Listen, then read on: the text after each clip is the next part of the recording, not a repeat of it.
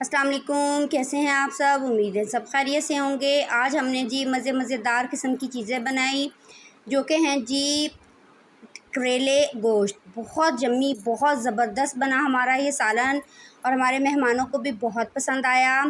2-3 dishes बनाई थी लेकिन आज सिर्फ आपको करेले गोश्त की ही रेसिपी मिलेगी। तो सबसे पहले मैंने जी ऑयल गरम किया। ऑयल गरम करने के बाद अब मैं इसमें डाल दूँगी करेले कटे हुए, लेकिन करेलों को काटने के बाद इसके ऊपर नमक छिड़क के आधे घंटे के लिए रख दिया और फिर इनको मल मल के अच्छे से धो लिया ताकि नमक इनका निकल जाए।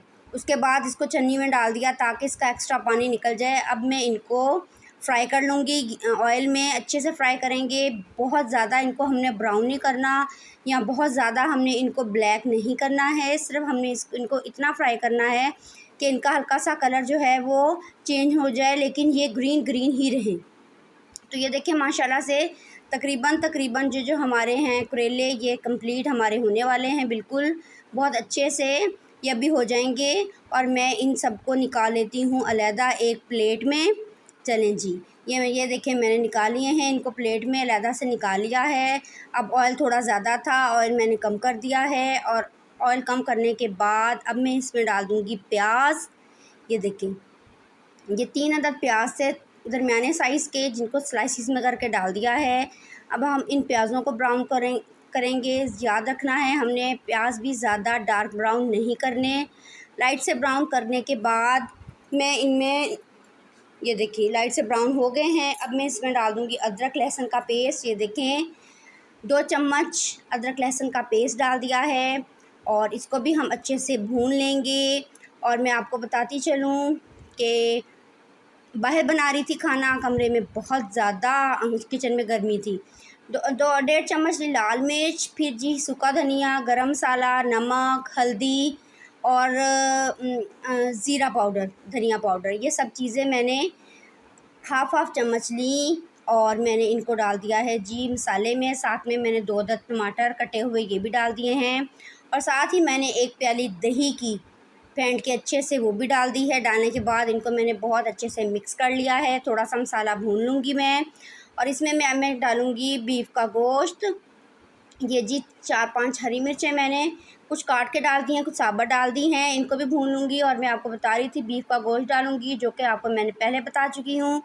ईद पे हमने उनको गला के रख लेते हैं वो। ये देखिए ये मैंने इसमें डाल दिया है, डाल के अच्छे से मैंने मिक्स किया है। अभी डाला है। अब इसको मैं तकरीबन 10 मिनट के लिए बीफ को अच्छे से मैं भून लूँगी। अच्छे से भूनने के बाद ये देखिए माशाल्लाह से जितना हम बीफ को भूनेंगे उतना ही मज़ेदार यम्मी बनेगा। तो अच्छे से मसाले में भून लें क्योंकि गोश्त फ्रीज़ हुआ था, तो मैंने सुबह ही निकाल के बाहर रख दिया था।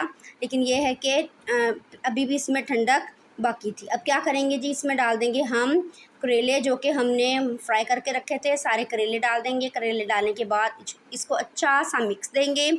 मिक्स देने के बाद हम इसको रख देंगे जी दम पे ये पकता रहेगा क्योंकि करेले हमने अभी डाले हैं। जब हम इसको दम पे रखेंगे तो ये सारा जो करेले हैं वो सारा मसाला अब्ज़ॉर्ब कर लेंगे।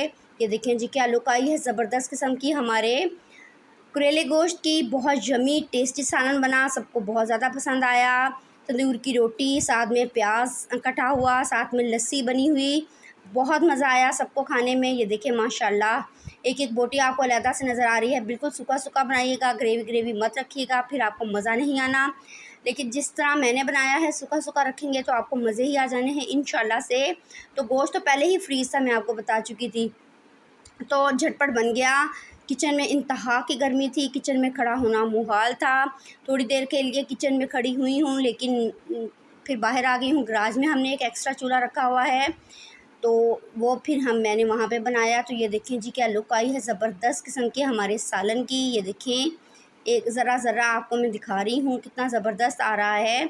तो ज़रूर बनाएं, करेले गोश्त फेवरेट डिश है हमारे घर में सबकी, सब बहुत शौक़ से खाते हैं।